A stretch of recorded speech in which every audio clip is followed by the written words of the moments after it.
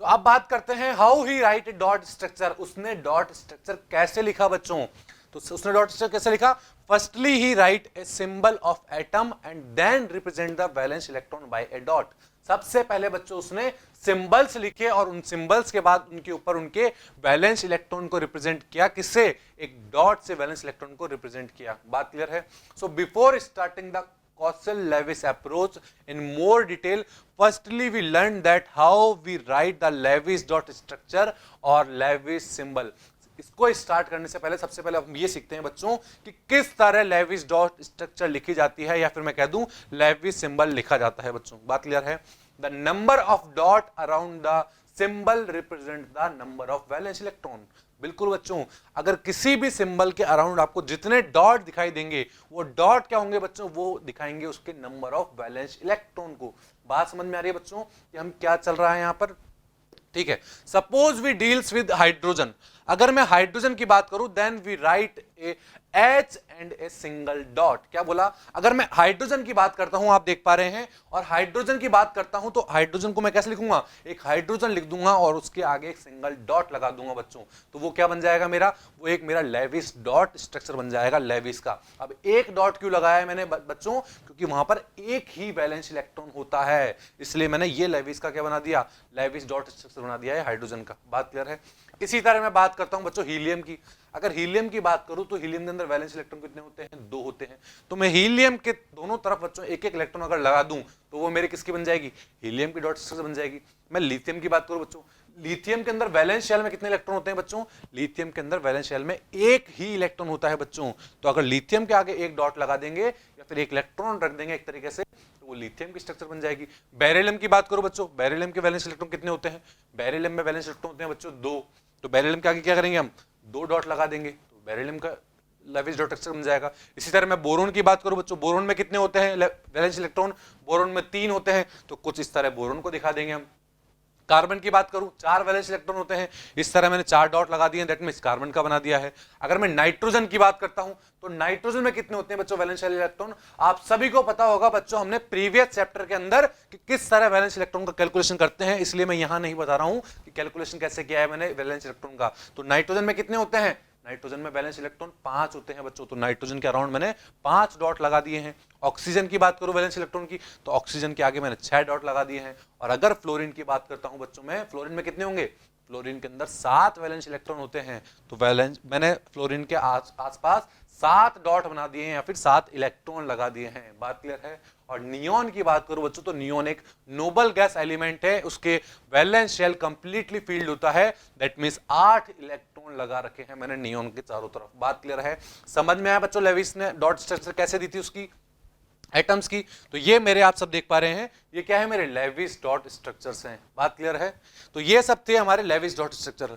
अब मैं बात करता हूं the theory of Kossel Lewis is also called as electronic theory of chemical bond. क्या बोला मैंने बच्चों, कॉसल-लेविस थ्योरी जो थी उसको electronic theory of covalent bond भी कहा गया। क्यों कहा गया बच्चों, because Kossel Lewis tells that the bonds are formed by valence electron. बिल्कुल बच्चों, अभी हमने यही पढ़ा कि कॉसल और लेविस ने क्या बोला, कॉसल और लेविस ने बोला कि जो बॉन्ड फॉर्मेशन हो रही है वो इलेक्ट्रॉन्स की वजह से हो रही है, वैलेंस इलेक्ट्रॉन की वजह से हो रही है, इसलिए उसने कहा बच्चों इसको electronic theory of chemical bond. बात क्लियर है बच्चों, यहां तक समझ में आ गया पूरा यहां से बच्चों। अब कॉसल-लेविस थ्योरी क्या था उसके बारे में बात करते हैं। According to Kossel Lewis theory the atom wants to attend octet और ए स्टेबल स्टेट। क्या बोला बच्चों, कॉसल-लेविस थ्योरी ने ये बोला था कि जो भी मेरा एटम होता है बच्चों वो अपना ऑक्टेट कंप्लीट करने की कोशिश करता है। क्या करता है, ऑक्टेट कंप्लीट करने की कोशिश करता है, जिसे हम ऑक्टेट रूल भी बोल सकते हैं बच्चों। और ऑक्टेट रूल क्या होता है बच्चों, ऑक्टेट रूल होता है बच्चों यानी हर एटम ये चाहता है कि उसके ऑक्टेट के अंदर 8 इलेक्ट्रॉन हो जाए। कितने इलेक्ट्रॉन हो जाए बच्चों, उसके अंदर 8 इलेक्ट्रॉन हो जाए बच्चों। बात क्लियर है, यहां तक समझ में है बच्चों। मैंने क्या बोला, मैंने ये बोला हर एटम ये चाहता है कि उसका ऑक्टेट कंप्लीट हो जाए, या फिर मैं कह दूं उसके वैलेंस शेल जो होती है उसके अंदर 8 इलेक्ट्रॉन प्रेजेंट हो जाए, तो वो स्टेबिलिटी को गेन कर लेगा बच्चों। अब एक मन में क्वेश्चन आता है बच्चों, how atom can achieve their octet. Atom अपना ऑक्टेट किस तरह अचीव कर सकता है बच्चों, तो इसके भी 2 रीजन है बच्चों। वो 2 तरह से अपने ऑक्टेट को कंप्लीट कर सकता है। कैसे, पहला मैं बात करता हूं बच्चों transfer of valence electron from one atom to another. एक तो ये हो सकता है बच्चों कि कोई एटम हो मेरा जो बहुत रिच हो, वो इलेक्ट्रॉन डोनेट कर दे, और एक मेरा वो हो बच्चों जो इलेक्ट्रॉन डेफिशिएंट हो, वो इलेक्ट्रॉन को गेन करके अपने ऑक्टेट को कंप्लीट कर ले। एक तरीका ये हो सकता है बच्चों। सेकंड तरीके की बात करूं मैं, सेकंड पॉसिबिलिटी की बात करूं, दूसरा क्या हो सकता है बच्चों, शेयरिंग ऑफ वैलेंस इलेक्ट्रॉन। वो अपने वैलेंस इलेक्ट्रॉन को शेयर कर ले, और शेयर करके क्या बना दे बच्चों, बॉन्ड बना दे या अपना ऑक्टेट कंप्लीट कर ले, तो उस तरह भी वो स्टेबल हो सकते हैं। तो अब हम एक एक की बात करते हैं बच्चों कि वो किस तरह अपने इलेक्ट्रॉन्स को क्या करेंगे, शेयर करेंगे। So firstly we talk about transfer of electron. सबसे पहले मैं बात करता हूं कि वो ट्रांसफर ऑफ इलेक्ट्रॉन करके कैसे अपना ऑक्टेट कंप्लीट करते हैं। बात क्लियर है? So here we means that the electron is transferred from one atom to another। बिल्कुल बच्चों, नाम से ही क्लियर है, transfer of electron, that means एक एटम के अंदर से इलेक्ट्रॉन निकलेगा और दूसरे एटम के अंदर जाके ऐड हो जाएगा। अब हमें नहीं पता बच्चों अभी कैसे होगा, उसको अब हम बिल्कुल पढ़ने जा रहे हैं। देखिए फॉर एग्जांपल मैं बात करता हूं सोडियम एटम की। ये देखिए बच्चों, आप सोडियम एटम देख पा रहे हैं, कितनी शेल दिखाई दे रही है सोडियम के एटम के आसपास? आपको 3 शेल दिखाई दे रही है। अंदर वाली शेल में 2 इलेक्ट्रॉन है, उसके बाहर वाली शेल में बच्चों 8 इलेक्ट्रॉन है, और आउटर मोस्ट शेल के अंदर बच्चों वैलेंस शेल जिसे हम बोलते हैं, जिसके अंदर 1 इलेक्ट्रॉन मुझे दिखाई दे रहा है। क्या यहां पर अभी सोडियम का ऑक्टेट कंप्लीट है बच्चों? नहीं, वहां पर 1 इलेक्ट्रॉन है वैलेंस शेल के अंदर। बट अब इसमें बच्चों 2 पॉसिबिलिटी है, या तो मैं इसके अंदर 7 इलेक्ट्रॉन और ऐड करूं जब जाके इसका ऑक्टेट कंप्लीट हो वैलेंस शेल का, या फिर मैं उसका वो 1 इलेक्ट्रॉन वहां से बाहर निकाल दूं और 2 8 में कन्वर्ट कर दूं, दैट मींस 2 ही शेल में कन्वर्ट कर दूं इसको, तो क्या मेरा वो ऑक्टेट कंप्लीट कर लेगा? बिल्कुल बच्चों, अब वैलेंस शेल के अंदर सोडियम के 8 इलेक्ट्रॉन आ चुके होंगे। बिल्कुल बच्चों, तो वो ऑक्टेट कंप्लीट कर सकता है नहीं कर सकता? बिल्कुल बच्चों। तो सोडियम एटम का इलेक्ट्रॉनिक कॉन्फ़िगरेशन क्या हो गया बच्चों? 281 हो गया, हमने ये लिख दिया बच्चों। तो if sodium atom donate its 1 electron, then sodium is converted into its stable state, और मैं कह दूं कंप्लीटेड इट्स ऑक्टेट, और अपना ऑक्टेट क्या कर लेगा, कंप्लीट कर लेगा बच्चों। On the other hand there are some atom which are like to accept a electron to achieve stable state और ऑक्टेट। और क्या बोला मैंने बच्चों? इसके अलावा कुछ एटम ऐसे भी होते हैं जो इलेक्ट्रॉन को एक्सेप्ट करना चाहते हैं और एक्सेप्ट करके अपना ऑक्टेट कंप्लीट करना चाहते हैं बच्चों। जैसे मैं बात करता हूं Cl की बच्चों, क्लोरीन को देख पा रहे हैं आप, यहां पे कितनी शेल है? क्लोरीन के अंदर भी मुझे 3 शेल दिखाई दे रही है बच्चों। आप सबसे न्यूक्लियस के पास वाली शेल में देखोगे तो वहां पर 2 ही इलेक्ट्रॉन है, उसके बाहर वाली शेल में देखोगे तो 8 इलेक्ट्रॉन है, और सबसे आउटर मोस्ट शेल जिसे हम वैलेंस शेल बोलते हैं, उसमें आप देख रहे हो बच्चों 7 इलेक्ट्रॉन प्रेजेंट है। दैट मींस इसके ऑक्टेट की भी अब 2 पॉसिबिलिटी है कि या तो ये अपने 7 इलेक्ट्रॉन डोनेट कर दें, या फिर 1 इलेक्ट्रॉन को एक्सेप्ट कर ले। कौन सा इजी काम होगा बच्चों? 7 इलेक्ट्रॉन निकालना इतना इजी नहीं है बच्चों, बट अगर 1 इलेक्ट्रॉन एक्सेप्ट कर लें तो ये काम बहुत इजी होगा। दैट मींस 1 इलेक्ट्रॉन ऐड कराना बहुत इजी है। तो Cl क्या कर लेगा? Cl अपना ऑक्टेट कंप्लीट कर लेगा जैसे ही हम उसके अंदर 1 इलेक्ट्रॉन ऐड करा देंगे। तो क्या हुआ इस पूरे स्टेप में? देखिए बच्चों, इस केस में क्या हुआ, सोडियम ने 1 इलेक्ट्रॉन निकाला और Na+ में कन्वर्ट हो गया, और वो इलेक्ट्रॉन Cl के पास जाके ऐड हो गया, और वो Cl- के अंदर कन्वर्ट हो चुका है, और दोनों का ऑक्टेट कंप्लीट हो चुका है बच्चों। क्या हो चुका है? दोनों का ऑक्टेट कंप्लीट हो चुका है, और दोनों का ऑक्टेट कंप्लीट होते दोनों स्टेबल स्टेट के अंदर जा चुके हैं। बात क्लियर हुई है नहीं हुई बच्चों? ये बताइए। इसने इलेक्ट्रॉन लूज किया है, उसने इलेक्ट्रॉन गेन किया है, ये प्लस में कन्वर्ट हो गया है, ये माइनस में कन्वर्ट हो गया है, दोनों ने ऑक्टेट कंप्लीट कर लिया है। दोनों आयंस के अंदर कन्वर्ट हो चुके हैं बच्चों। किसके अंदर कन्वर्ट हुए हैं? दोनों आयंस के अंदर कन्वर्ट हो चुके हैं। बात क्लियर है? Now the positive atom and negative atom attract each other. बिल्कुल बच्चों, आप जानते हो एक पॉजिटिव होगा एक नेगेटिव होगा, तो आपस में एक दूसरे को क्या करेंगे? अट्रैक्ट करेंगे। दोनों पास आते हुए दिख रहे हैं आपको यहां पर, attract each other. That means bond formation takes place because bond is a force of attraction. बिल्कुल बच्चों, जैसे ही एक पे पॉजिटिव और एक पे नेगेटिव चार्ज आया, वो दोनों एक दूसरे को अट्रैक्ट करने लगे बच्चों, और अट्रैक्ट करके क्या बना रहे हैं? बॉन्ड बना रहे हैं। क्यों? क्योंकि हमने पढ़ा था बच्चों, bond is a force of attraction. बिल्कुल बच्चों, अगर इन दोनों के बीच में फोर्स ऑफ अट्रैक्शन है तो ये आपस में क्या कर लेंगे? बॉन्ड बना लेंगे। अब बच्चों आपको देख के लग रहा होगा यहां बॉन्ड कहां बना है? यहां तो कोई रॉड नहीं है, कोई थ्रेड लाइक स्ट्रक्चर नहीं है। तो बच्चों बॉन्ड जो होता है वो कोई थ्रेड लाइक स्ट्रक्चर या फिर कोई रॉड लाइक स्ट्रक्चर ऐसे नहीं होती है कि मैंने एक सॉलिड बॉन्ड बना दिया है तो यही बॉन्ड होगा आज से। नहीं बच्चों, बॉन्ड का मतलब हमने पढ़ा है फोर्स ऑफ अट्रैक्शन। कोई भी दो एटम के बीच में कोई फोर्स ऑफ अट्रैक्शन होता है जो आपस में एक दूसरे को बाइंड करके रखता है, उसे हम बोलते हैं बच्चों बॉन्ड। बात क्लियर है? And this type of bond is called as ionic bond और इलेक्ट्रोवैलेंट बॉन्ड। और इस तरह के बॉन्ड को बोला जाता है बच्चों आयोनिक बॉन्ड और electrovalent bond, because the force of attraction is takes place between the two ion. क्या बोला मैंने बच्चों? यहां पर दो आयंस के बीच में फोर्स ऑफ अट्रैक्शन हुआ है, इसलिए आयंस के बीच में फोर्स ऑफ अट्रैक्शन हुआ है, तो मैंने बोला आयोनिक बॉन्ड बच्चों। बात क्लियर है? और ये कैसे बना है? ये बना है बाय ट्रांसफर ऑफ इलेक्ट्रॉन से बच्चों। बात क्लियर है? यहां तक समझ में आया सारा कॉन्सेप्ट बच्चों? तो ये बात थी बच्चों हमारे ट्रांसफर ऑफ इलेक्ट्रॉन्स की। अब मैं बात करता हूं बच्चों शेयरिंग ऑफ वैलेंस इलेक्ट्रॉन। ये तो क्या किया हमने? इलेक्ट्रॉन्स को ट्रांसफर कर दिया।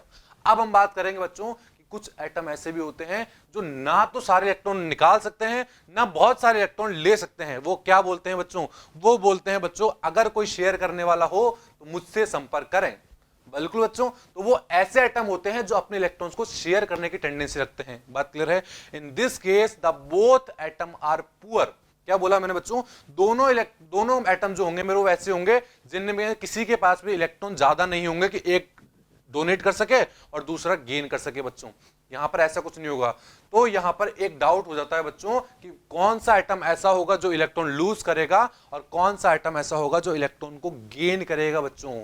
अब ये डाउट हो गया यहां पे कि अगर दोनों ही पुअर है, दोनों के पास इलेक्ट्रॉन नहीं है, तो कौन सा एटम तो इलेक्ट्रॉन डोनेट करे और कौन सा एटम इलेक्ट्रॉन को गेन करे। इस कंफ्यूजन को सॉल्व करना है बच्चों। बात क्लियर है? सो वो दोनों एटम क्या सोचते हैं? कोई भी डोनेट मत करो बच्चों, हम क्या करेंगे? दोनों एटम आपस में क्या कर लेंगे? शेयरिंग कर लेंगे कि एक इलेक्ट्रॉन तू मुझे दे, एक इलेक्ट्रॉन मैं तुझे देता हूं और दोनों का कंप्लीट ऑक्टेट हो जाएगा।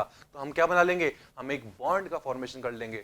फॉर एग्जांपल मैं बात करता हूं बच्चों, ये दो सीएल एटम आप देख पा रहे हैं बच्चों। क्या देख पा रहे हैं आप? ये दोनों सीएल एटम देख पा रहे हैं। बात क्लियर है? And they share its one electron and form a bond. अगर ये दोनों सीएल आप देख पा रहे हैं, दोनों के पास 7-7 वैलेंस इलेक्ट्रॉन है बच्चों। अगर ये दोनों अपने एक इलेक्ट्रॉन को शेयर कर लेते हैं तो एक बॉन्ड का फॉर्मेशन कर देंगे बच्चों। किसका फॉर्मेशन कर देंगे? एक बॉन्ड का फॉर्मेशन कर देंगे। दैट मींस दोनों सीएल ने एक इलेक्ट्रॉन शेयर किया है और आप देख पा रहे हैं उस सीएल के पास भी ऑक्टेट कंप्लीट हो चुका है और इस सीएल के पास भी ऑक्टेट कंप्लीट हो चुका है। बात क्लियर है नहीं है बच्चों?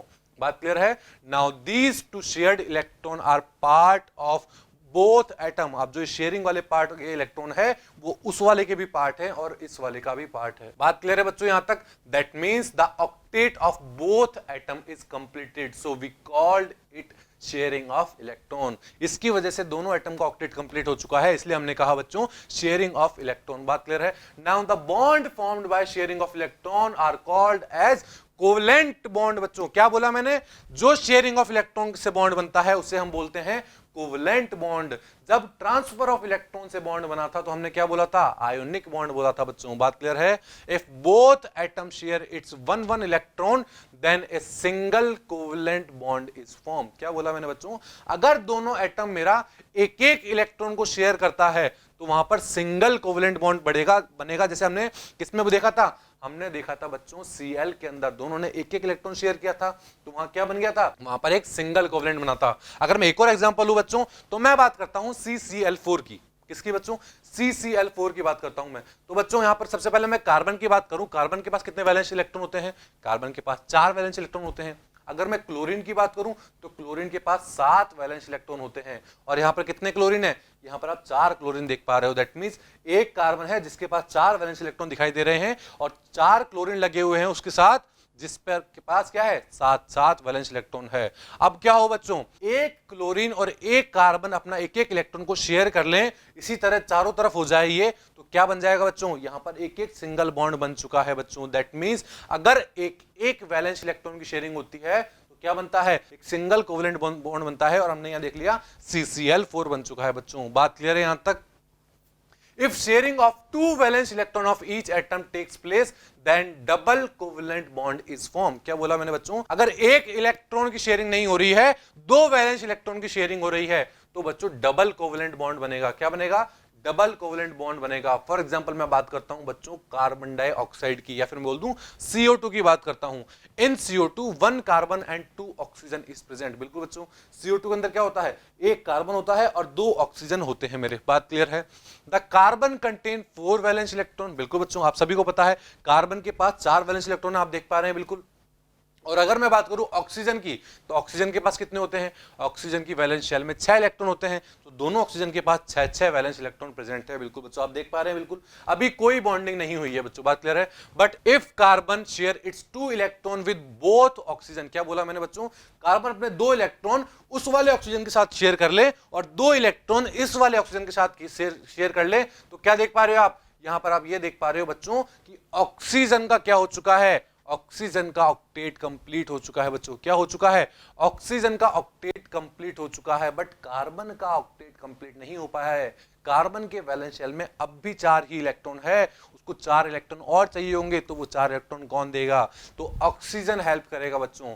ऑक्सीजन, दोनों ऑक्सीजन जो है वो अपने 2-2 इलेक्ट्रॉन वापस शेयर कर देंगे वहां पर, और कार्बन का भी ऑक्टेट पूरा कर देंगे। दैट मींस अब आप क्या देख पा रहे हो, कार्बन का भी ऑक्टेट कंप्लीट है, ऑक्सीजन का भी ऑक्टेट कंप्लीट है, और उस वाले ऑक्सीजन का भी ऑक्टेट कंप्लीट है। दैट मींस 2-2 वैलेंस इलेक्ट्रॉन की शेयरिंग हुई है, और क्या फॉर्मेशन कर दिया है, और डबल कोवेलेंट बॉन्ड का फॉर्मेशन कर दिया है बच्चों। बात क्लियर है, बात समझ में है आपको यहां तक।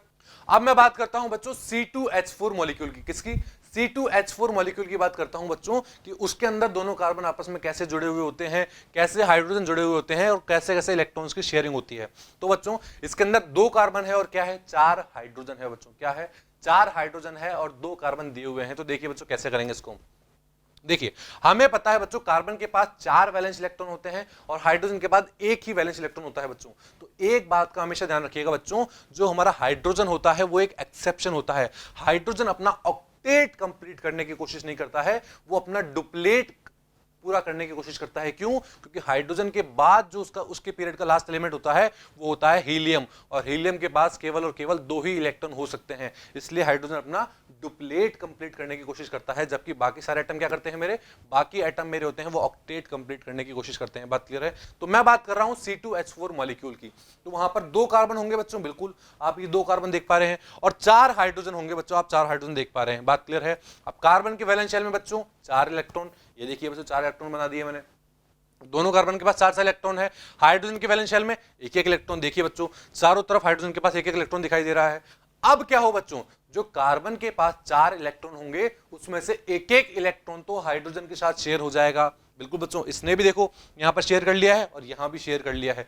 दैट मींस क्या बन चुका है, एक एक कार्बन हाइड्रोजन बॉन्ड बन चुके हैं। That means 2 carbon hydrogen bond इस तरफ बने हैं और 2 कार्बन हाइड्रोजन बॉन्ड उस तरफ बन चुके हैं बच्चों। बात क्लियर है, शेयरिंग समझ में है बच्चों। हाइड्रोजन ने अपना इलेक्ट्रॉन और कार्बन ने अपना एक इलेक्ट्रॉन हाइड्रोजन के साथ शेयर किया, और क्या बन गए, 2 कार्बन हाइड्रोजन बॉन्ड इस साइड और 2 कार्बन हाइड्रोजन बॉन्ड उस साइड बन चुके हैं। दैट मींस आप क्या देख पा रहे हो, हाइड्रोजन का क्या हो चुका है, यहां पर हाइड्रोजन का डुप्लेट कंप्लीट हो चुका है, उसकी वैलेंस शेल में अब 2 इलेक्ट्रॉन आ गए हैं। बात क्लियर है।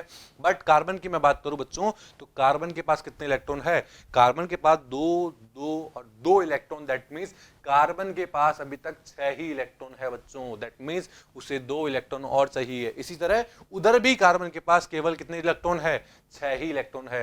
दैट मींस ये तो बीच के दोनों कार्बन है मेरे, ये भी अगर अपने 2-2 इलेक्ट्रॉन को शेयरिंग कर लें तो क्या कर लेंगे, ये कंपाउंड का फॉर्मेशन कर देंगे। और कंपाउंड के फॉर्मेशन होने के बाद क्या देख पा रहे हो आप ये देख पा रहे हो बच्चों कि यहां पर क्या बना है। देखिए बच्चों क्या बना है, यहां पर डबल कोवेलेंट बॉन्ड बन चुके हैं। अब डबल कोवेलेंट बॉन्ड बनने के बाद आप हर एटम को देख पा रहे हो उसने अपना ऑक्टेट कंप्लीट कर रखा है। इस कार्बन की अगर मैं बात करता हूं तो 2 2 और 20 के 4 इलेक्ट्रॉन मिला के इसने अपना ऑक्टेट कर लिया, और इधर वाले कार्बन ने भी अपना ऑक्टेट कंप्लीट कर लिया है बच्चों। बात समझ में आई है नहीं है बच्चों कि डबल कोवेलेंट बॉन्ड का फॉर्मेशन कैसा होता है। बात क्लियर है यहां तक, ठीक है बच्चों आगे बढ़ते हैं। सिमिलरली अगर 3 वैलेंस इलेक्ट्रॉन की शेयरिंग हो रखी होती है तो वो क्या फॉर्म करते हैं, वो ट्रिपल कोवेलेंट बॉन्ड फॉर्म करते हैं बच्चों। फॉर एग्जांपल मैं लेता हूं नाइट्रोजन, यहां पर मैंने 2 नाइट्रोजन मॉलिक्यूल ले लिए हैं, और आप जानते हैं एक नाइट्रोजन पे कितने इलेक्ट्रॉन होते हैं बच्चों, एक नाइट्रोजन के ऊपर 5 वैलेंस इलेक्ट्रॉन होते हैं। तो 5 वैलेंस इलेक्ट्रॉन यहां पे भी शो कर रखे हैं मैंने, और 5 वैलेंस इलेक्ट्रॉन वहां भी शेयर कर रखे हैं मैंने। बात क्लियर है। अब मान लीजिए नाइट्रोजन, दोनों नाइट्रोजन अपना एक एक इलेक्ट्रॉन शेयर करते हैं बच्चों। अगर नाइट्रोजन दोनों ने अपना एक एक इलेक्ट्रॉन शेयर किया तो अब आप क्या देख पा रहे हैं, अब आप देख पा रहे हैं नाइट्रोजन के पास कितने इलेक्ट्रॉन हो गए, नाइट्रोजन के पास 6 इलेक्ट्रॉन हुए हैं। अभी कितने इलेक्ट्रॉन हुए हैं, यहां भी नाइट्रोजन के पास 6 ही इलेक्ट्रॉन है और यहां भी मेरे पास नाइट्रोजन के पास 6 ही इलेक्ट्रॉन है। बट नाइट्रोजन तो ये चाहता है बच्चों कि इसका ऑक्टेट कंप्लीट हो जाए, दैट मीन्स अभी भी 2 इलेक्ट्रॉन कम है। तो इसको कंप्लीट करने के लिए अगर दोनों नाइट्रोजन अपने 3 इलेक्ट्रॉन को शेयर कर ले बच्चों, कितने इलेक्ट्रॉन, 3 इलेक्ट्रॉन को शेयर कर ले, तो आप क्या देख पा रहे हो बच्चों, सेंटर वाले 6 इलेक्ट्रॉन और नाइट्रोजन पे पड़े 2 इलेक्ट्रॉन आपस में मिलकर अपना ऑक्टेट कंप्लीट कर लेंगे और इसी तरह इधर वाला नाइट्रोजन भी अपना ऑक्टेट कंप्लीट कर लेगा बच्चों। बात समझ में आई या नहीं आई बच्चों? तो इस तरह बनता है हमारा क्या, ट्रिपल कोवलेंट बॉन्ड बनता है बच्चों। बात क्लियर है बच्चों यहां तक? तो ये था बच्चों, हमने कुछ बात की कि सिंगल कोवलेंट बॉन्ड कौन से होंगे, डबल कोवलेंट बॉन्ड कौन से होंगे और ट्रिपल कोवलेंट बॉन्ड कौन से होंगे। बात क्लियर है यहां तक? अब मैं बात करता हूं बच्चों स्टेप्स, किसकी step, Lewis representation of simple molecule किस तरह लिखा जाता है, उनकी स्टेप्स की बात करता हूं, कैसे कैसे उनको फॉलो करवाया जाता है बच्चों। बात क्लियर है? सबसे पहले बच्चों कैलकुलेट किए जाते हैं, calculate the total number of valence electron for all the combining atom. सबसे पहले क्या किया जाता है बच्चों, पहला काम होता है जितने भी एटम है जो कंबाइन होने जाएंगे उन सब के अंदर वैलेंस इलेक्ट्रॉन को फाइंड आउट किया जाता है बच्चों। बात क्लियर है? फॉर एग्जांपल मैं बात करता हूं CH4 की। CH4 के अंदर क्या है, एक कार्बन एटम है और 4 हाइड्रोजन एटम है, तो कितने टोटल वैलेंस इलेक्ट्रॉन कितने हो जाएंगे बच्चों, टोटल वैलेंस इलेक्ट्रॉन कितने हो जाएंगे, कार्बन के 4 इलेक्ट्रॉन वैलेंस इलेक्ट्रॉन और हाइड्रोजन का एक valence electron, that means total कितने इलेक्ट्रॉन हो गए, टोटल मेरे पास 8 वैलेंस इलेक्ट्रॉन हो चुके हैं बच्चों। बात क्लियर है? तो ये था हमारा पहला स्टेप। सेकंड स्टेप क्या है, अगर हमें कोई एनायन दिया हुआ है, दैट मींस कोई नेगेटिव चार्ज स्पीशीज दी गई है, तो each negative charge would mean addition of 1 electron. अगर कोई नेगेटिव चार्ज स्पीशीज दी गई है उसका मतलब यह है कि एक इलेक्ट्रॉन और ऐड करना है उस स्पीशीज के अंदर। बात क्लियर है? अगर कहीं कैटायन दिया हुआ है तो each positive charge would result in subtraction of 1 electron from the total number of valence electron. क्या बोला मैंने बच्चों, अगर कहीं पर नेगेटिव चार्ज दिया हुआ है तो एक इलेक्ट्रॉन और ऐड कर देंगे हम, किसमें, उसके वैलेंस इलेक्ट्रॉन के अंदर एक इलेक्ट्रॉन और ऐड कर देंगे बच्चों। बात क्लियर है? और अगर कहीं कैटायन दिया हुआ है, पॉजिटिव चार्ज दिया हुआ है, तो उनके वैलेंस इलेक्ट्रॉन में से एक इलेक्ट्रॉन को माइनस कर लेंगे बच्चों।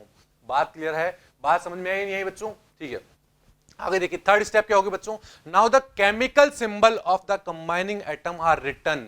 क्या बोला, अब जो कंबाइनिंग एटम होंगे, मेरे एटम होंगे जो मिलने जा रहे हैं, कंबाइन होने जा रहे हैं, उनका केमिकल सिंबल लिखा जाएगा बच्चों। और केमिकल सिंबल लिखने के बाद उनके ऊपर वैलेंस इलेक्ट्रॉन को क्या किया जाएगा, वैलेंस इलेक्ट्रॉन को मार्क किया जाएगा और एक बेसिक स्केलेटल फॉर्म किया जाएगा बच्चों। क्या किया जाएगा, एक बेसिक स्केलेटल फॉर्म किया जाएगा। बात क्लियर है 3 पॉइंट की? फोर्थ स्टेप की मैं बात करता हूं बच्चों कि जब हम बेसिक स्केलेटल बनाएंगे तो उसके अंदर किसको सेंट्रल एटम मानेंगे बच्चों। ये क्वेश्चन उठता है बहुत ज्यादा कि हमारे पास कंपाउंड तो है बट हमें ये नहीं समझ आ रहा कि सेंट्रल एटम किसको ले हम बच्चों। जनरली मैं बात करूं, जनरली जो लीस्ट इलेक्ट्रोनेगेटिव एलिमेंट होता है बच्चों, लीस्ट इलेक्ट्रोनेगेटिव एटम होता है, वो क्या होता है हमारा, वो ऑक्यूपाई करता है सेंट्रल पोजीशन, या मैं कह दूं central position in the molecule और आयन। बात क्लियर है? बात समझ में आया तक बच्चों? फॉर एग्जांपल मैं बात करता हूं NF3 की, किसकी बच्चों, NF3 की बात करता हूं, तो यहां पर आप क्या बोल रहे हो, लीस्ट इलेक्ट्रोनेगेटिव एलिमेंट कौन सा है, लीस्ट इलेक्ट्रोनेगेटिव एटम मेरा कौन सा है, फ्लोरीन और नाइट्रोजन में से हमारा नाइट्रोजन जो है वो लीस्ट इलेक्ट्रोनेगेटिव है, दैट मींस वो सेंट्रल एटम की तरह बिहेव करेगा। अगर मैं बात करूं CO3 2- की, कार्बोनेट की, तो कार्बोनेट के अंदर लीस्ट इलेक्ट्रोनेगेटिव कौन सा है, ऑक्सीजन की इलेक्ट्रोनेगेटिव ज्यादा है बट कार्बन की इलेक्ट्रोनेगेटिविटी कम है, इसलिए कार्बन मेरा सेंट्रल एटम की तरह बिहेव करेगा, जबकि बाकी जो ऑक्सीजन होंगे मेरे वो कैसे होंगे, वो टर्मिनल एटम की तरह शो करेंगे, बिहेव करेंगे। बात क्लियर है? समझ में आया बच्चों 4 पॉइंट? और फिफ्थ पॉइंट क्या होगा बच्चों, last point, and after that draw the single bond between the atoms. उसके बाद क्या करेंगे, स्केलेटल बनाने के बाद वहां पर सिंगल बॉन्ड को क्या कर लेंगे, ड्रॉ कर लेंगे बच्चों। बात क्लियर है? The remaining electrons pairs are either utilized for multiple bonding or remain as the lone pair। उसके बाद जो उसके ऊपर एडिशनल इलेक्ट्रॉन प्रेजेंट होंगे बच्चों, या तो वो बॉन्डिंग के अंदर पार्टिसिपेट करेंगे या फिर ऐसे ही लोन पेयर की तरह पड़े रहेंगे बच्चों। बात क्लियर है वहां पर? The basic requirement being that each bonded atom gets an octet of electron. बस एक बात का ध्यान रखना है बच्चों हमें कि लोन पेयर हमें तब तक नहीं रखने हैं जब तक उनका ऑक्टेट कंप्लीट ना हो जाए। अगर उनका ऑक्टेट कंप्लीट हो गया है तो बाकी सारे बच्चे हुए इलेक्ट्रॉन मेरे कैसे हो जाएंगे, लोन पेयर हो जाएंगे बच्चों। बात क्लियर है? अब सब कुछ बच्चों को लग रहा होगा सर ये लोन पेयर क्या होता है, तो बच्चों हम दो तरह के इलेक्ट्रॉन पढ़ेंगे, एक होता है हमारे लोन पेयर्स बच्चों, एक होता है हमारा बॉन्ड पेयर। तो जो बॉन्डिंग में पार्ट करेंगे, जो बॉन्ड फॉर्मेशन में पार्ट हो रहे होंगे, वो होते हैं हमारे बॉन्ड पेयर, और लोन पेयर वो होते हैं बच्चों जो बॉन्डिंग के अंदर पार्टिसिपेट नहीं करते हैं, वो हमारे होते हैं लोन पेयर। बात क्लियर है बच्चों, सारे स्टेप्स क्लियर है आपको? देखिए अब मैं एक एग्जांपल लेके आपको उसकी स्ट्रक्चर बनाना सिखाता हूं बच्चों कि किस तरह हम ड्रॉ करेंगे। तो सबसे पहले मैं बात करता हूं NF3 की बच्चों, किसकी? NF3 की मैं बात करता हूं। तो सबसे पहले क्या निकालना है? Total number of valence electron कितने होंगे बच्चों? नाइट्रोजन के अंदर 5 होंगे, फ्लोरीन के अंदर 7 होते हैं, यहां पर 3 फ्लोरीन प्रेजेंट है, तो 7 मल्टीप्लाई बाय 3 कर देंगे तो टोटल देख लेंगे हम 26 इलेक्ट्रॉन आ रहा है बच्चों, बिल्कुल आप देख सकते हैं 26 इलेक्ट्रॉन आ जाएगा यहां पे। बात क्लियर है? उसके बाद क्या करेंगे? Finding the central atom. अब सबसे पहले देखेंगे कि इनमें से सेंट्रल एटम कौन सा होगा। तो फ्लोरीन और नाइट्रोजन में से किसकी इलेक्ट्रोनेगेटिविटी कम है बच्चों? हमें पता है बच्चों कि नाइट्रोजन की इलेक्ट्रोनेगेटिविटी कम है, दैट मींस नाइट्रोजन मेरा सेंट्रल एटम होगा और फ्लोरीन उसके चारों तरफ लगे हुए होंगे। बात क्लियर है? दैट मीन्स अब हमें बनाना है स्टेप 3 में स्केलेटल स्ट्रक्चर बनानी है बच्चों। दैट मीन्स एक नाइट्रोजन के साथ 3 फ्लोरीन को मैंने प्लेस कर दिया है बच्चों, देख पा रहे हैं, और उनके ऊपर उनके क्या प्रेजेंट है? वैलेंस इलेक्ट्रॉन भी प्रेजेंट है यहां पर। बात समझ में आई या नहीं आई बच्चों? बात समझ में आ गई यहां तक? आगे देखिए, अब करेंगे बच्चों ड्रॉ ए सिंगल बॉन्ड। अब एक सिंगल बॉन्ड ड्रॉ करेंगे तीनों के बीच में। बिल्कुल बच्चों, मैंने देख रहे हो आप तीनों के बीच पर क्या कर दिया है? एक सिंगल बॉन्ड ड्रॉ कर दिया है बच्चों। और जैसे ही मैंने इसके ऊपर सिंगल बॉन्ड ड्रॉ किया है बच्चों, तो आप क्या देख पा रहे हो? आप यहां पर ये देख पा रहे हो बच्चों कि फ्लोरीन का ऑक्टेट कंप्लीट हो चुका है, इधर दूसरे फ्लोरीन का ऑक्टेट कंप्लीट हो चुका है, नीचे तीसरे फ्लोरीन का ऑक्टेट कंप्लीट हो चुका है, और तो और बच्चों नाइट्रोजन का भी ऑक्टेट कंप्लीट हो चुका है। दैट मींस NF3 के अंदर केवल और केवल सिंगल कोवेलेंट बॉन्ड जब बना है तो ही हमारा क्या हो गया है? स्टेबिलिटी आ गई है बच्चों। क्या आ गई है? स्टेबिलिटी आ गई है। दैट मींस हर एटम का क्या हो चुका है? ऑक्टेट कंप्लीट हो चुका है। और आप क्या देख पा रहे हो यहां पे? आपने ये देख पा रहे हो बच्चों कि नाइट्रोजन ने अपना एक इलेक्ट्रॉन शेयर किया था फ्लोरीन के साथ तीनों तरफ, इसी तरह फ्लोरीन ने भी अपना एक इलेक्ट्रॉन शेयर किया था और सब ने अपना ऑक्टेट कंप्लीट कर लिया है बच्चों। बात क्लियर है? तो किस तरह मैंने इसको ड्रॉ किया, बात समझ में आया? तो अब मैं एक एग्जांपल और लेता हूं बच्चों, जिससे आपको सारा कॉन्सेप्ट क्लियर हो जाएगा कि किस तरह वैलेंस स्ट्रक्चर ड्रॉ की जाती है। मैं लेता हूं बच्चों CO3 या मैं बोल दूं कार्बोनेट लेता हूं बच्चों। बात क्लियर है? तो कार्बोनेट के अंदर वैलेंस इलेक्ट्रॉन कितने होंगे बच्चों बताइए? कार्बन के अंदर कितने होते हैं? 4। अगर मैं ऑक्सीजन की बात करूं बच्चों, ऑक्सीजन में कितने होते हैं? ऑक्सीजन के अंदर 6 होते हैं। यहां पर कितने ऑक्सीजन है? 3 ऑक्सीजन है, तो 6 मल्टीप्लाई बाय 3। बात क्लियर है बच्चों? और क्या है यहां पर कोई चार्ज दिया हुआ है? बिल्कुल बच्चों, यहां पर नेगेटिव चार्ज दिया गया है। क्या दिया गया है? नेगेटिव चार्ज दिया गया है। और नेगेटिव को क्या करेंगे हम?